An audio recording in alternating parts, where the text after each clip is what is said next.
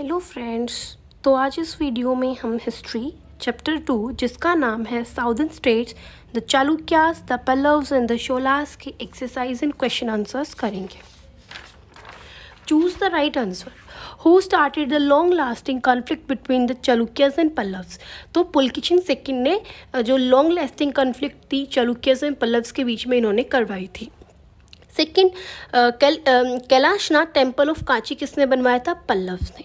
Third है ममल्लापुरम का दूसरा नाम है महाबलीपुरम। फोर्थ है किस रूलर की जो पावरफुल आर्मी नेवी थी, किसकी नेवी बहुत पावरफुल थी? तो शोलास की।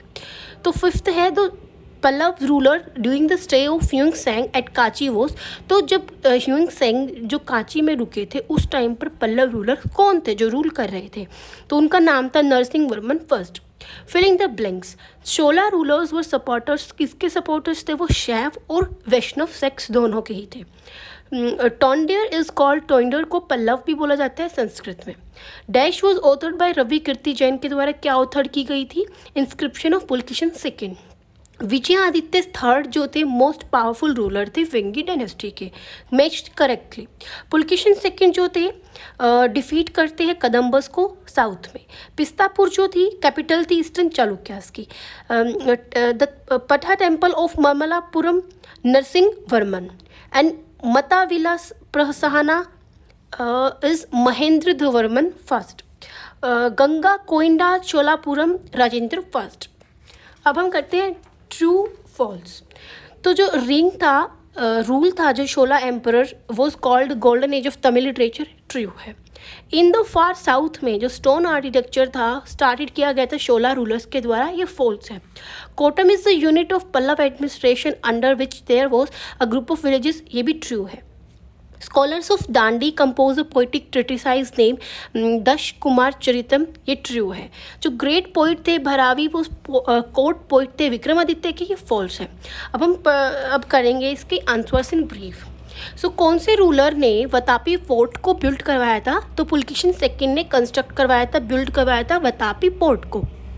सेकेंड है किस काइंड की जो डेवलपमेंट थी टूक place in the field of architecture में, किस टाइप की डेवलपमेंट जो है शुरू हुई गई थी ड्यूरिंग द चालुक्य पीरियड के टाइम पर? एग्जाम्पल दीजिए।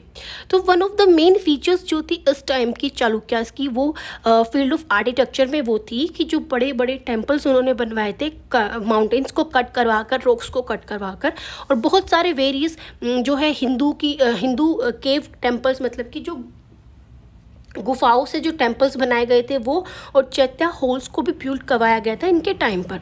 बहुत सारे सुंदर सुंदर टेम्पल्स को बिल्ड करवाया गया था, टेम्पल को बनवाया गया था बिल्डिंग्स एंड रॉक्स को कटवा कर, जैसे कि बदामी में, एलोरा, एलिफेंटा, औरंगाबाद, अजंता एटसेट्रा। थर्ड है नेम अ पावरफुल किंग, के बारे में बताओ कल्याणी डायनेस्टी ऑफ चालुक्या और डिस्क्राइब करनी इनकी अचीवमेंट्स। आंसर है तैल्या सेकंड जो थे पावरफुल किंग थे कल्याणी डायनेस्टी ऑफ चालुक्या के, और इन्होंने लात एंड पंचाला टेरिटरी को सब्जुकेट मिलाया था। डिस्क्राइब कोई भी 3 अचीवमेंट्स जो है पुलकेशिन सेकंड की हमें बतानी है।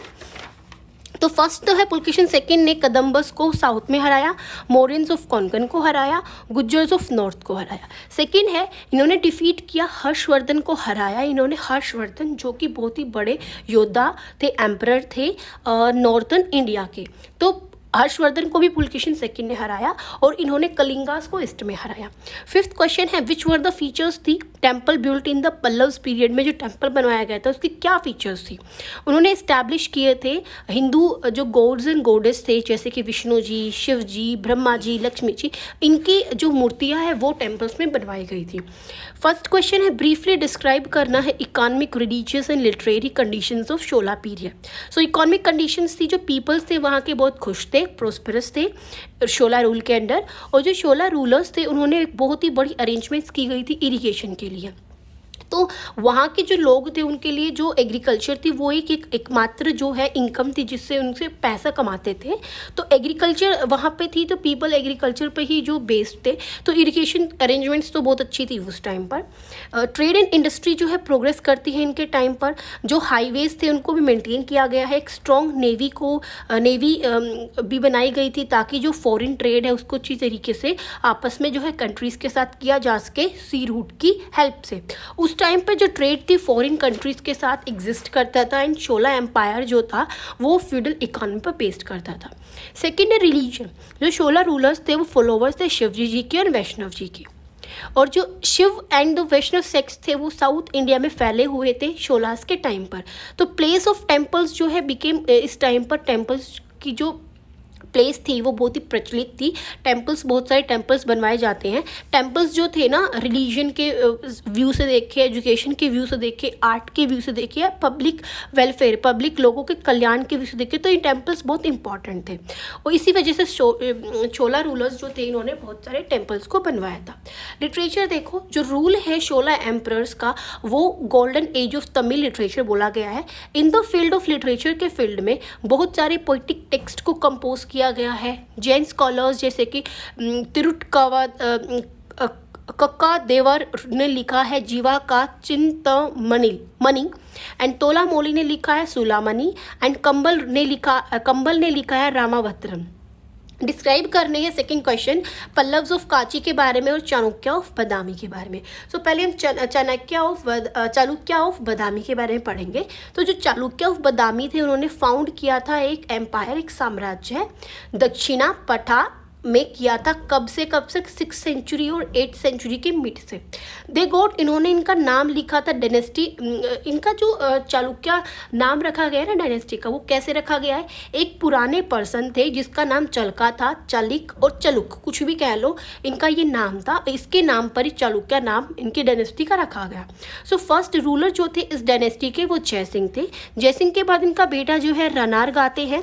रानार्ग के बाद इनका बेटा पुलकेशिन फर्स्ट आते हैं जिन्होंने क्या बनवाया था, वतापी का किला बनवाया था और इसको अपनी कैपिटल बनाई थी। पुलकेशिन सेकंड जो है कदम्बस को साउथ में, मौर्यंस को कोंकण में, गुज्जर्स को नॉर्थ में हराते हैं और इन्होंने हर्षवर्धन को भी हराया है, इन्होंने कलिंगास को भी हराया है ईस्ट में और इन्होंने कलिंगास को हराने के बाद अपने इनका जो भाई था विष्णुवर्धन उसको पिस्तापुर का गवर्नर बना दिया, पिस्तापुर को अपने कब्जे में करने के बाद। पल्लव्स ऑफ काची के बारे में पढ़ेंगे अब हम। द पल्लव स्टेट डायनेस्टी जो है फार साउथ ऑफ इंडिया में फैली है। After the fall of Satavahana dynasty की डिक्लाइन के बाद जो पल्लव डायनेस्टी थी वो कंट्रोल करती है southern part of the kingdom और मेड कांची को अपनी कैपिटल बनाती है।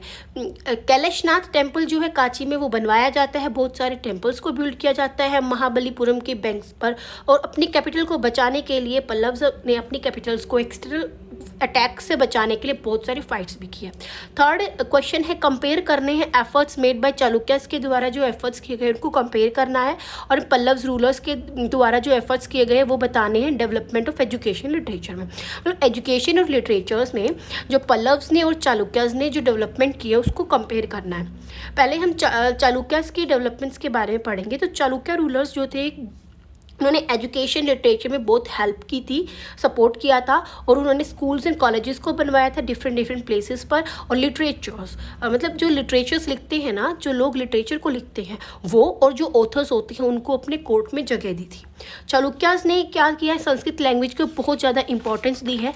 उस टाइम पर अवलंक ने लिखा था बुक अस्ताशती, विघ्नेश्वर ने लिखा था book Mitakshara and Kannada language text लिखा गया था कविराज मर्ग, शांति पुराना, गद्युक्त एटसेट्रा जो है इस एरा में लिखे गए थे।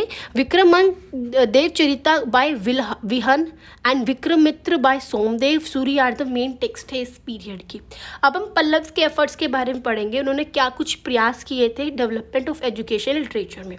सो there was a lot of literary progress हुई थी during the time of Pallava rulers के टाइम पर।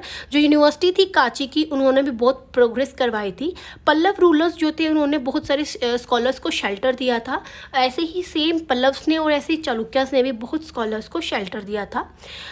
एम्परर सिंह विष्णु ने इनवाइट किया था कंटेम्प्रेरी इनके टाइम पर जो स्कॉलर थे भारावी, उनको अपने कोर्ट में इन्होंने रहने की इजाज़त दी थी और उनसे learn Dandi had received royal patronage और इनके टाइम पर डांडी को भी क्या बहुत सपोर्ट इन्होंने किया था। अपार्ट फ्रॉम संस्कृत के अलावा तमिल लिटरेचर्स भी प्रोग्रेस होते हैं इस टाइम पर। और जो बुक थी कुणाल इन तमिल जो है रिटन इस पीरियड में लिखी गई थी और महाभारत को भी बार बार पढ़कर सुनाया जाता है पल्लव्स के द्वारा इनके टाइम पर कहाँ पर, कांची में, पवेलियन में। फोर्थ क्वेश्चन है कमेंट करना है analytical on the central and provincial rule बताना है चोलास का। चोला जो रूलर्स थे वो बहुत ही एफिशिएंट रूलर्स थे और बहुत ही अच्छा शासन उन्होंने किया। जो हेड था गवर्नमेंट का वो सेंटर था एम्परर, और ही हैड ऑनरी टाइटल्स, और इनको बहुत सारे टाइटल्स जैसे कि छत्रपति शिवाजी हैं, उनके आगे टाइटल लगाया जाता है, जैसे छत्रपति लगाया जाता है ना टाइटल, उनका नाम शिवाजी था लेकिन उनके आगे टाइटल लगाया गया है छत्रपति, तो ये क्या था, ऑनरी टाइटल है। तो ऐसे ही वहाँ के जो एम्परर थे उनको भी बहुत सारे टाइटल्स दिए गए थे। 16 रूलर्स जो थे वो ऑटोक्रेटिक थे। ऑटोक्रेटिक मतलब कि उनके हाथ में सारी पावर्स उनके पास थी, वो जो चाहे वो कर सकते थे, इनकी पावर अनलिमिटेड थी। Considered it their main duty, उन्होंने सोचा, जो 16 रूलर्स थे उन्होंने क्या अपनी ड्यूटी, किस ड्यूटी को उन्होंने इम्पॉर्टेंट माना है कि जो लोग हैं वहाँ के, उनके लिए, जो उनके कल्याण के लिए जो कार्य करना है ना, उसको उन्होंने बहुत इंपॉर्टेंस दी है। बहुत सारे मिनिस्टर्स और अदर हाई ऑफिशियल्स जो थे वहाँ पर थे उनको असिस्ट करने के लिए एम्परर को, और high titles and jagirs were given to officials of the states. 16 divided the empire को 6 प्रोविंसेस में डिवाइड किया गया था। जो प्रोविंसेस थी ना, मतलब जैसे स्टेट होती है ना आज के टाइम पर, ऐसे मान लो स्टेट को 6 पार्ट में डिवाइड किया गया है, ऐसे ही उस टाइम पर प्रोविंसेस को पूरे साम्राज्य को 6 प्रोविंसेस में डिवाइड किया गया। फिर जो ये स्टेट थी, मतलब कि जो प्रोविंसेस थी, इसको बोला गया मंडलम, और इसके प्रेसिडेंट को बोला गया वाइसरॉय। मंडलम वॉज डिवाइडेड, मंडलम को फिर, मतलब जो ये प्रोविंस को बोला गया है ना, इसको फिर डिवाइड किया गया कोटम में, वलनाडु में, और फिर कोटम को डिवाइड किया गया है नाडु में। नाडु मतलब डिस्ट्रिक्ट में। जो असेंबली होती थी नाडु को, उसको बोला है नाटर, और इसको कंप्राइज्ड रिप्रेजेंटेटिव, और इसके अंदर जो अलग अलग विलेजेस थे, टाउन्स थे, उनके जो रिप्रेजेंटेटिव्स थे वो इसके अंदर थे। फिफ्थ क्वेश्चन है हाउ डिड आर्किटेक्चर डेवलप करता है पीरियड, पल्लव रूलर्स के टाइम पर आर्किटेक्चर कैसा था। राइटिंग इन अ नटशेल, मतलब एक ब्रीफली में इसके बारे में बताओ। इन द फार साउथ में स्टोन आर्किटेक्चर जो था इंट्रोड्यूस किया गया था पल्लव रूलर्स के द्वारा, और इसके अंदर उन्होंने क्या बताया है कि जैसे माउंटेन्स को कट कर रॉक्स को कट कर टेम्पल्स बनवाए गए हैं, तो ऐसे ही टेम्पल्स को बनवाया गया है माउंटेन्स को, रॉक्स को कट करके, और इसके अंदर जो है शिव जी, ब्रह्मा जी एंड विष्णु जी और भी जो हिंदू गॉड्स एंड गॉडेस है उनकी जो है मूर्तियाँ, आइडल्स को रखवाया गया है। शिव टेम्पल जो है मल्लापुरम में, और जो टेम्पल है 5 पांडव्स का, एंड वराहा टेम्पल जो है बेस्ट एग्जाम्पल्स हैं, end of the art beautiful sculptures and paintings जो है बनवाई गई है। Thank you so much. Channel को सब्सक्राइब करना ना भूलिए, वीडियो को लाइक एंड शेयर जरूर करें। Thank you.